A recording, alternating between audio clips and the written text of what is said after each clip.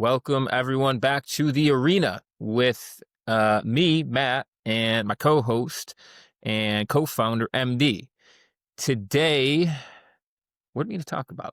We're going to talk about today. I'm going to tell you a little story, and it's been on my mind recently. And then we'll kind of transition into the start of the show. One, of course, first and foremost, appreciate everyone that is listening and has made it up to the first 30 seconds. We appreciate you, and as always, thank you for tuning in. I speak a lot for those who do or don't follow me to universities and college students on mental health, all things mental health, self-compassion, stress management. And one of the things that we do is we talk about limiting beliefs or limiting thoughts that we hold about ourselves or the world around us. And one of the most common phrases that I feel like I've been hearing lately, and there's a whole bunch of different ones, but one of the more common phrases that I've heard time and time again, and it's come from both men and women, surprisingly enough, but is just around feeling like a burden for asking for help, feeling like they are getting in the way for seeking help, that they are taking someone's time, valuable time, by seeking any sort of support. And I understand because I kind of used to have a similar belief system when it comes to just the act of support and help and who to ask for and when.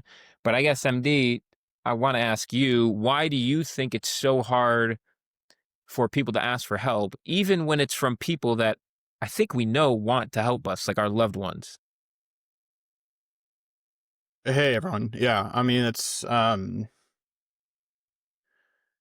good question. I think when you add a layer when you say like even when the person that you would be asking loves us and there's like a confirmed love there, it's a familial relationship. The role in that person's life could be somebody who has helped you along the way in life anyway, right? Like a parental guardian, mother, father, whatever. So it's like Well, the I love that question you kind said of. that real quick, because then to me it comes down to, like, speaking from my personal experience, like shame, I think plays a big role, because I'm thinking about myself when it comes to coming out, and like I knew with 100% certainty that my sisters, for example, were going to support me and love me no matter what.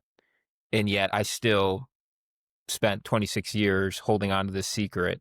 And I think the reason, at least for me, was just feeling ashamed of who I was and what that meant. But No, anyways, I appreciate that actually. That helps me, I think, further contextualize where I was going with that because I think the simple answer, and perhaps now that you say that, maybe the surface level answer is fear. In fear, what is fear, right? It's just an irrational conscious thought that tries to protect you from something underlying, right? And so the fear of telling your siblings who you know are going to accept you and love you regardless, the rational thought, the fear is connected to an underlying, deep shame.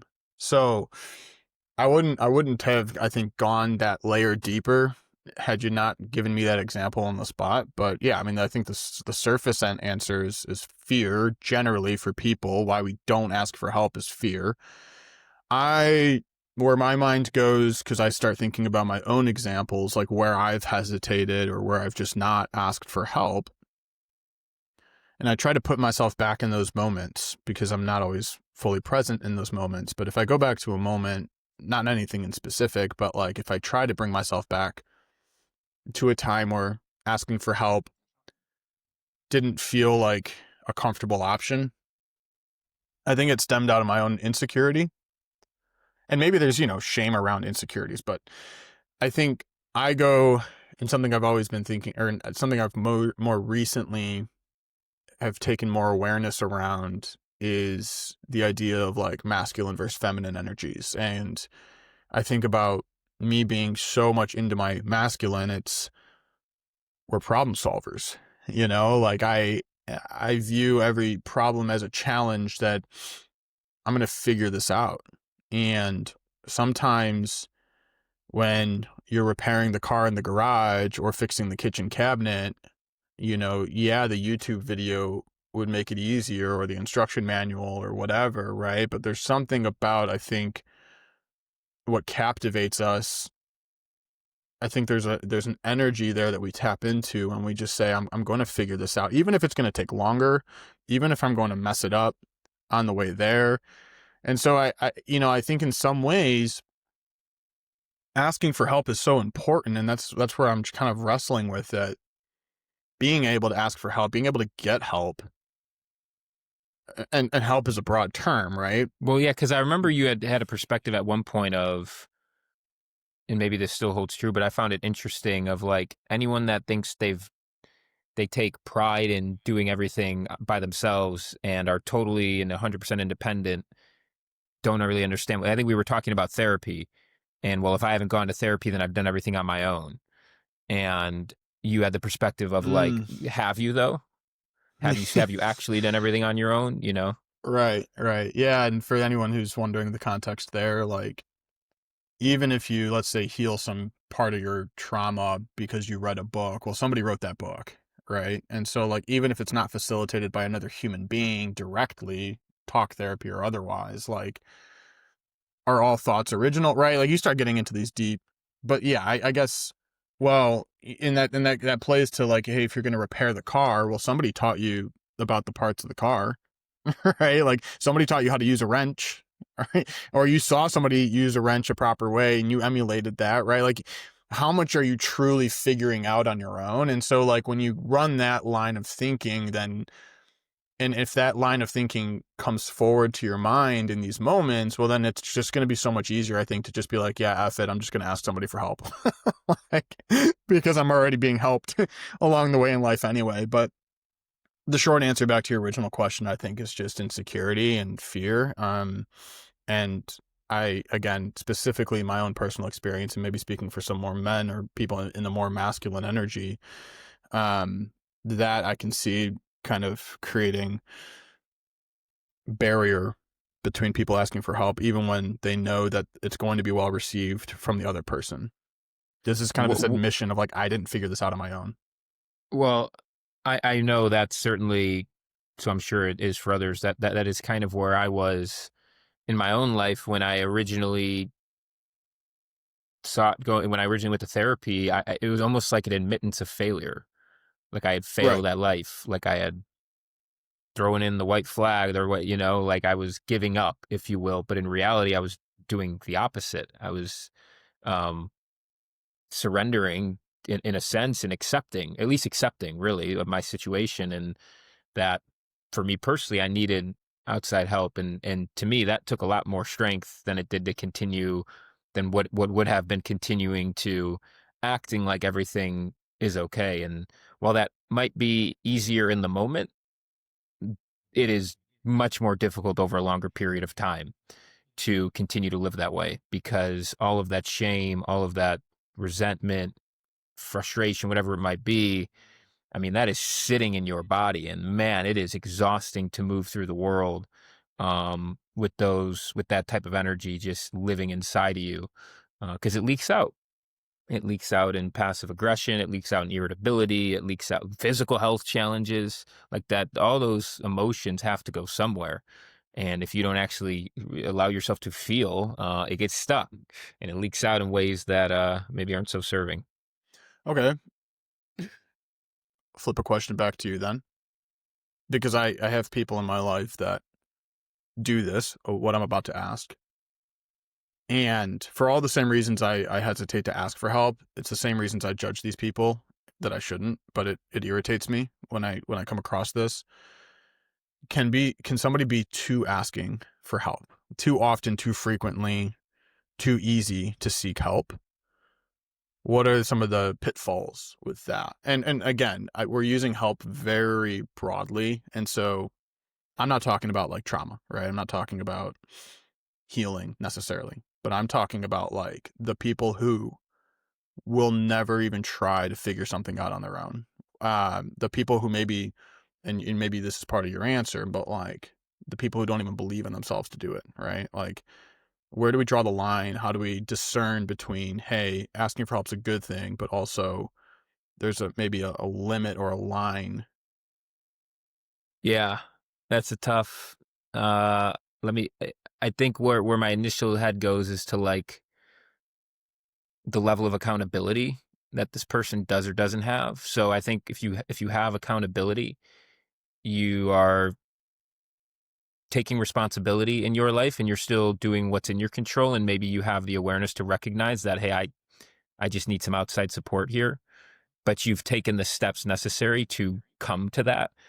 So versus where you're kind of describing is like the second there's any sort of doubt or any sort of uncertainty, it's like, well, gotta ask for help. I don't know.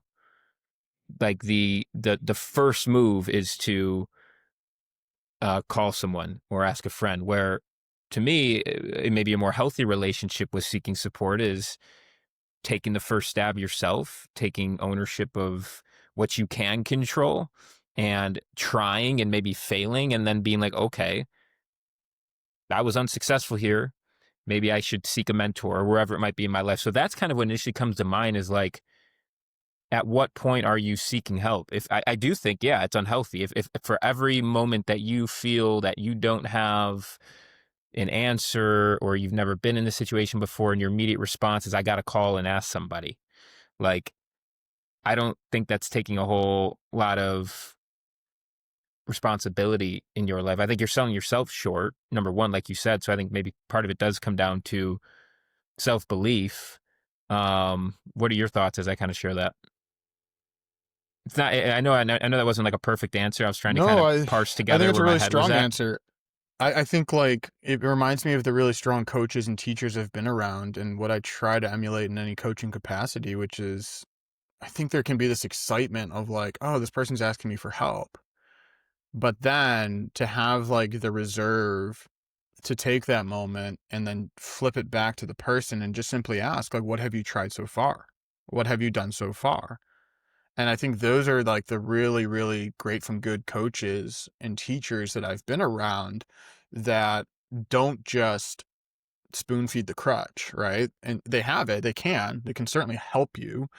Um, but to start with that self-empowerment angle of like, well, what have you done so far? And it at least I think gets the person thinking and gets the person to tap into more awareness around the whole situation. Um, I just think that that's a really important sort of, hey, no need to feel shame for asking help. I recognize I see you. I want to help you. This is good. Like, let's recognize the step you've taken of asking for help. Next step here is like, let's look back on what have we already done or tried, or where are we in this process? And then, okay, how do we work together so that, hey, by the way, whether it's healing or otherwise, you're still doing the work, right? Like, and I think that's the facilitation of help in the right sense is like, it's not necessarily here are the answers. It's like, how do I help guide you so that you feel like you're taking ownership and accountability for actually solving the problems in your life? So I think that that's a really good answer. And it, um, and then the other thing I think comes to mind is because we started talking about, I think the relationship side of it, your siblings, whether we're asking for help too much, too often, or not enough, is there a sense of like help capital with your relationships where, hey, this relationship's one-sided in a sense that I feel like I'm always helping this person, but I'm never seeking their help? Does that create maybe, and does that go back to your question, like, I'm hesitant to ask for help specifically with these people because they've long helped me, but I can't, like, I feel deep down I haven't helped them with anything. Then maybe now comes up some guilt or feeling indebted. Um, is there such a thing? And is that something that maybe is unspoken between relationships where it's like, I'm always helping this person, they're not always helping me, or in Yeah, a I simple think sense, the that's a balance great game is unbalanced. that's a great point because I certainly feel that in my own life where there's certain people that have definitely quote unquote given me more than I've given them from a wisdom standpoint, if you will. And like, there's always a part of me, and I literally will say this to them, like, I know you're at a different stage in this journey than I am. But if there's anything I can ever do to support you, I don't know what that is, but just know that I'm here for you. And I think like that's sometimes the best we can do. Like I have a mentor and I have people that I've spoken with that have given me so much when it comes to business, for example, so much good advice because they're where I want to go or they're where I want to be. And so but I think part of that is we have to recognize that, well, yes, they're helping us. Like, it feels good for them. It's Mhm. fulfilling for them to share what they've learned in this case and impart their wisdom onto someone that's walking through the same path they are. So while yes, I'm on the receiving end of maybe some good advice, like so long as I make them feel appreciated, like it should feel good for them as well.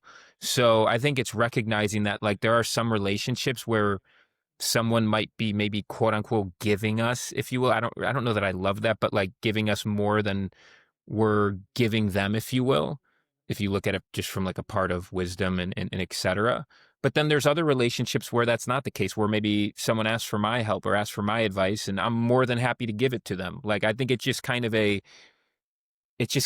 how life flows. Like, there are some people I get more and some people I give more from an advice or mentorship standpoint. But that said, if you are always coming to one person for everything, and you can tell that like they're starting to get a little maybe frustrated or on edge or like, hey, have you thought about this? Like, I think that's an opportunity to look within and say, like, am I really doing my best before I come to this person?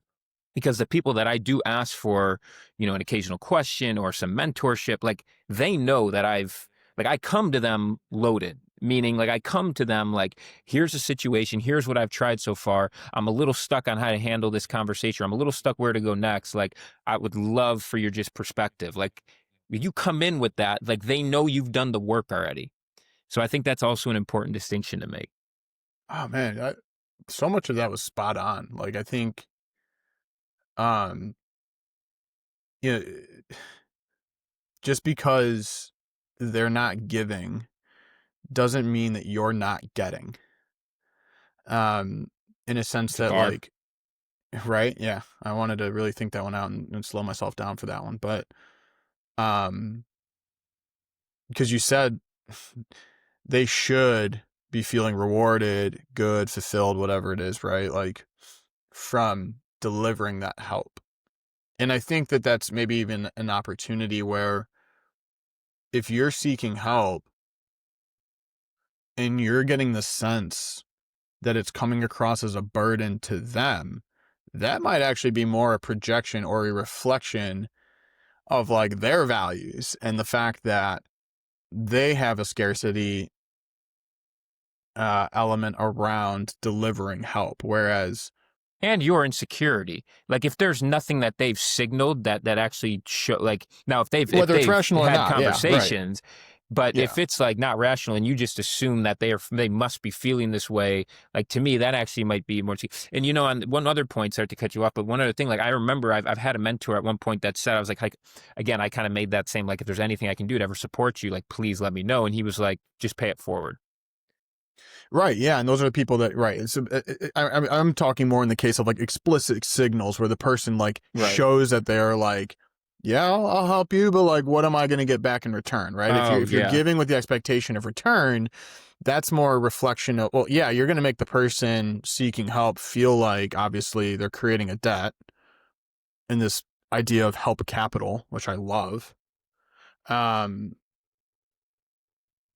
But I think in that regard, it's important that the person seeking for help doesn't internalize that because they're not doing the wrong thing here. That's more a signal or a reflection, I would say, of like where the other person's at in their value system. Whereas there is such a thing as help capital, but in like the way that you describe it in today's universe, right? Or in the universe, not today's If universe, but if like, someone says, "What can you do for me?" though, don't find someone else. that's not who you want to ask for help from. Absolutely not. Even if they can help you, Right. their their value system is sort of eroded around that. And so I guess that that's just that gets into the idea of like your community. So it's just kind of who you're surrounding yourself with and auditing that environment as we talk about. Now we're using all the finance terms: debt, capital, audit. You have. I say we, it's all me, right? I've been down that road, man. I had 7 years, and I'm good on the debt, the capital, the leverage, all that type of jazz. All right, let me ask you different. I guess it's kind of tangential. What is one thing that you wish people understood about you when it comes to connection and or community?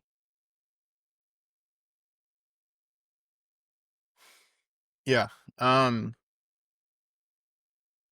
I think, and not to purposely stay within like the realm of help and whatnot, but like conversations I've had, new connections, coffee chats with people I haven't really sat down with in the past. And like I've done these recently. I've had some people in my broader like network reach out to me and say, whether they're going through job changes, life changes. I actually meant to connect you with one of them. Um, Very similar background and story as yourself, and that would actually remind me after this. But um, these people, man, like they want to be heard and seen, and they want to just say their story. They want to say their life out loud, and it's often met with this like some of these buzzwords of like sorry to trauma dump, or like this might be TMI, right? Or like Mm. whoa, this conversation got deep, right? And I'm sitting here like, no, it's not deep enough. Like there are only so many conversations that you're going to keep my attention with these days. That actually, I was just telling Solon this. We were at dinner and we were talking about community and like who are the people that we're spending time with.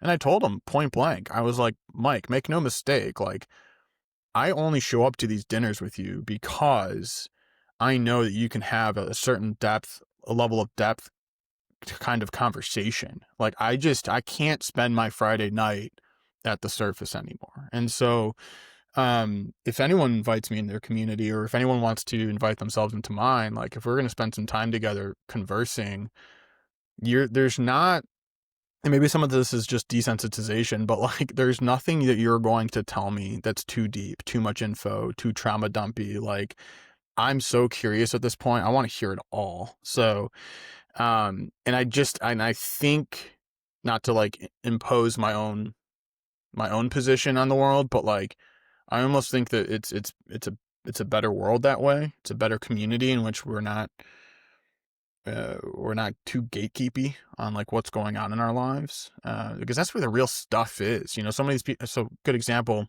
not to ramble, but the person I had a coffee chat with, we started at, hey, I'm thinking of making a career pivot. As all these conversations start, right? But come on, like you're an amazing example. A career pivot, like that is so tip of the iceberg. There's so much Right. there that we just ended up unpacking 2.5 hours later at Phil's Coffee, excuse me. Um, that like all of a sudden I'm learning about how they healed certain IBS and eating disorders, and how they actually had come out as homosexual, and how they're struggling to, find community and all of these things, right? Just because we start asking some of these like questions tied to career pivot, like, well, what are you seeking? What do you value? What's holding you back? What are you fearful of, right? Like, and you just climb down this ladder. So anyway, going back to your question, what are the things I wish people understood? It's like, if we're not scuba diving, man, like if we're not swimming down there, like then I'll take a different boat. Like you don't have to share the boat with me.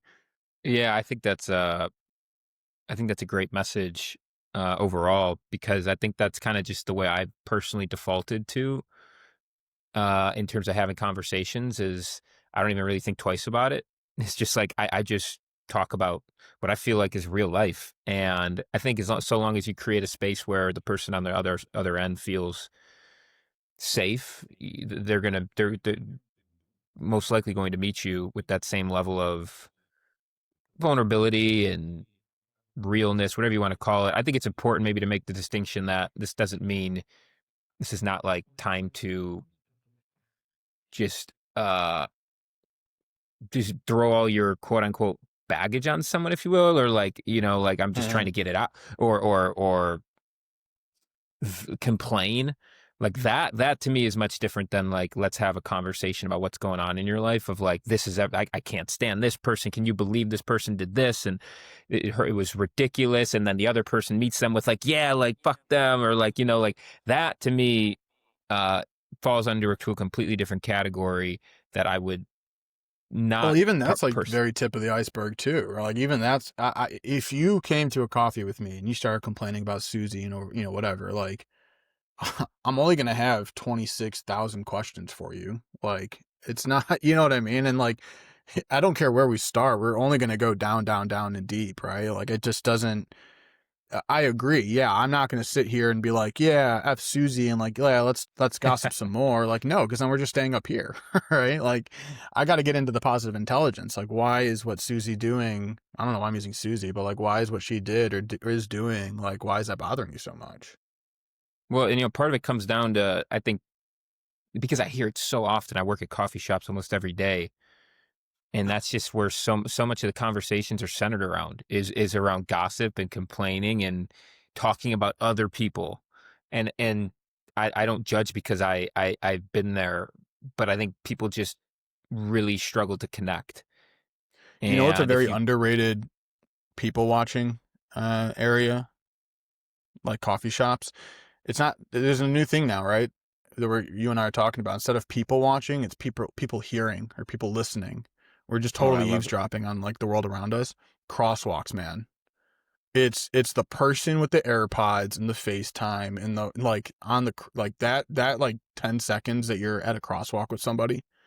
You're gonna get the life story. You're gonna get like the drama, the relationship, the F this person, he's being an ass. Like it's just I've heard so much on these crosswalks, and And I'm tell only me getting it's not such a like 80%. It's like 80% of conversations that I hear is yeah. centered around some form of that. And again, like I think it's just how we've been conditioned, and that is the only way that people know how to connect with each other is through the shit talking of another person or it's another situation rather than actually connecting with the person in front of you, uh, Hmm. by opening your heart maybe a little bit and sharing and being a little bit vulnerable. I'm not saying again you have to share your life story. It's not like when I go up talk to people for the first time, I'm telling them, hey, by the way, I came out when I was 26 and it totally changed my life like that. I think I actually I might have done that at first. When I first kind of Yeah. started this journey because it was so fresh and like it was just so a part of my identity in some ways and what I was like really proud of, if you will. And so, but like as I've just, I don't know, grown and matured and gotten older, it's just like I don't lead with any of that. Now, if we're gonna talk about different challenges or someone asks, how you became a speaker, it's like, well, I didn't choose speaking. It chose me. It's born out of my own struggles. It's like, oh, what'd you struggle with? Okay, but we could talk. You're Mm. asking the questions. Let's talk. Let's talk realness now. But I do think that it just seems like today so much of dialogue is surface level, and it's just a shame because I agree. I'd much rather sit and chill with my dog Patty. Me and Patty will have a vulnerable conversation before I go, and Patty's a good sounding board. She's my She also therapist has in no some ways. She shame. she holds space. She doesn't judge Oh me. yeah. So No. if I but There is zero judgment in those eyes. I'm telling you. And so if I'd much rather do that than I think there's a time and place to kind of shoot the shit about whatever, but for the most part, Yeah, yeah. I mean, we can talk about the score of the game. That's fine. Like, it yeah, all but works. like generally speak. So let me ask you a question. I had uh an interesting one for you. When when does independence become isolation? Or how do you differentiate those two things? Hmm.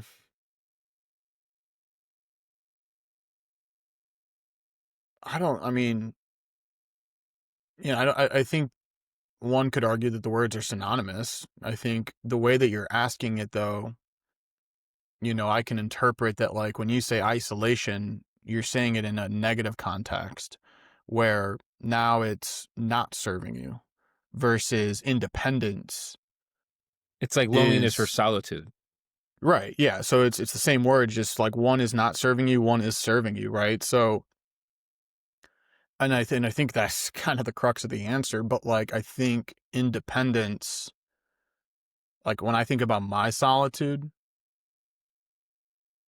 and this is a great question for me because I'm one who is very independent. But I think there are times where I maybe slip into isolationism, which again, nothing around me is changing. I'm alone, but some of the moments are serving me, some of the moments are not. And when I have to think about like, what are the times where that's not serving me? What are the times where it's becoming like I'm isolating myself?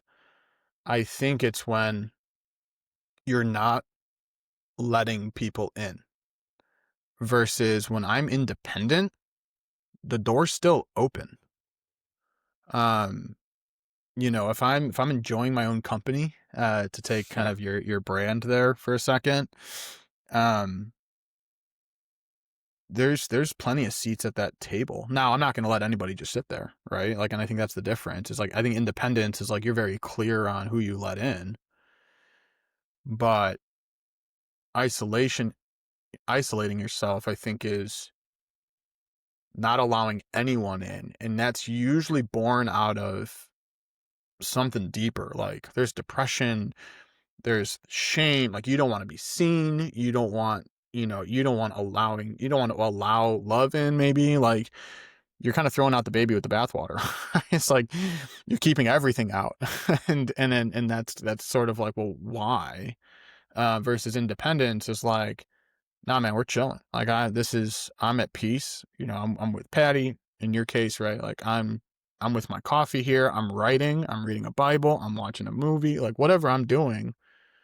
Um, in fact, I recently saw I was hearing about like people who are enjoying like going to the theaters alone, going to a restaurant alone. I like debated going to like all you can eat sushi alone. And I was just like, I was like, there's other ways to spend my time. But, I don't do a lot of like the typical like social stuff alone, but I have thought more about like I do think that people are starting to take to a little bit more of the idea of like doing things more independently. And it kind of goes back to this like seeking for help too much, right? It's like getting really clear on like what you want to do versus what you don't want to do, who you're going to allow in versus who you're not going to allow in. But again, I think yeah, independence is like you're open to people coming in versus isolating is like you're keeping everything out for probably some deeper underlying reasons. Yeah, I think it's a great answer because I don't really have a good one for it. Like I was trying to think about how I would answer that question, and I think you kind of hit the nail on the head. I think you can be independent and still have community. Like I think those things, two things can Mm, coexist. You can be yeah. independent and still be mindful that I'm going to spend time. I would say I'm very independent these days, but I also am very mindful of doing my very best to intentionally go out and be around people and go to church with friends or family, whatever it might be. Whereas isolation is like stems from the intention is different. It stems from Yeah. insecurity and not feeling like you're like you matter as a person and like your space and your presence matters. And so you choose, maybe actually I wouldn't even say you would choose, you kind of subconsciously choose to isolate. I don't think people in a lot of case, I mean maybe in some cases they do, but I feel like a lot of times people unconsciously choose to isolate is more of like a coping mechanism and just truly believing that they're better spent not being around anyone else. So I think the intention is probably different, but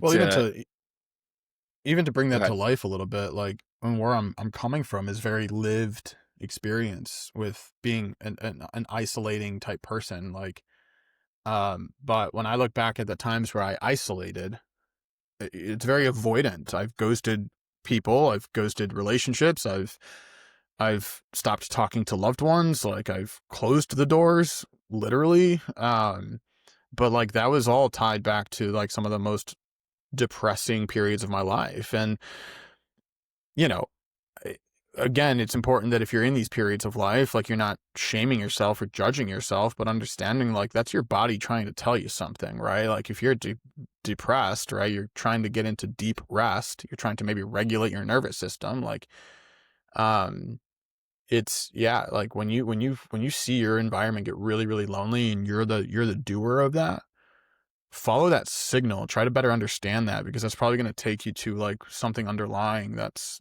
really eating at you. And, like, that's where my healing journey probably stems from. And so, yeah, I was very isolated. And again, like, that's where I'm at a Was it stage in was my it life was where it was it conscious? Because I'm thinking about, like, I had a situation it where was a guy intentional, yeah, I was like, well, because but mine wasn't even so much recently. I just, there was a guy that I had been kind of going back and forth with a little bit. It just wasn't working, and it's kind of long distance. And I'm just like, this is not. But I kind of just like, I made it, tried to make it clear without making it clear that, like, I wasn't interested. So I didn't actually say it, but it was like over text, and I kind of just like stopped responding. And then a few days, and he kind of, like, I think got the point. But instead of like closing the loop and actually, like, I kind of just left it there. And then this morning I was in the gym and I'm like, you're just avoiding this. Like, is this how you want to, like, actually show up? Like, I'm like, mm, the least I can do is like take some accountability and like tell them where I am. And like, but I think I realized, like, I was kind of consciously doing it, but also unconsciously, like, rationalizing, like, it's fine. He gets the point. But it's like, no, like, you wouldn't, if you put yourself in their shoes, like, you'd want some, I guess, some clarity, if you will. So I was just thinking about a real example for me, but go ahead in terms of you. Like, I'm curious, like, whether, I think you said it was intentional. yeah, like, I consciously ghosted people, like, I just consciously isolated, like, it was where I don't think it was conscious or, like, aware was around why. It just felt like intuition. It just felt like what I needed to do. It just, like, in some ways, like, that's what felt best. And so, it probably ties to the subconscious, because I think that, again, it's trying to tell you something deeper about yourself. But this is where, like, weed comes into play, where video games comes into play, where, like, booze comes into play. Any vice where you're drowning yourself in it and it feeds into it, like, it enables that isolation, that can keep you numb and unaware for a really long time. And so, I think that it can kind of prolong the awareness journey, if you will, the awareness arc, if you will. And so I think I only became more and more aware over time, where it's like, hey, wait a second, like, what's this all leading toward? Like, if I take I love this question. This is a question that we can deposit for everybody. It's like, if I take the last 90 to 100 days of my life and I repeat this and extrapolate it into the future, do I like that direction? Is my life going to progress in the direction that feels good to me, or am I not going to be pumped about where I am 100 days later? And so it's a potent question. But that's, I think, kind of where I realized, like, I can't live this life, this isolating life. Like, I can't repeat this for an eternity. Like, I don't know that I trust where this is going to go indefinitely. So something has to change. That's where I think the questioning You go started. again with the deposit. Now that was deposit, capital, debt. I mean, this guy's throwing Yeah. all the terms Audit. out. Audit. I mean, that's the question we're going to leave you all with. So we appreciate y'all. Thank you so much for stopping in again, and love you guys. Have a great day.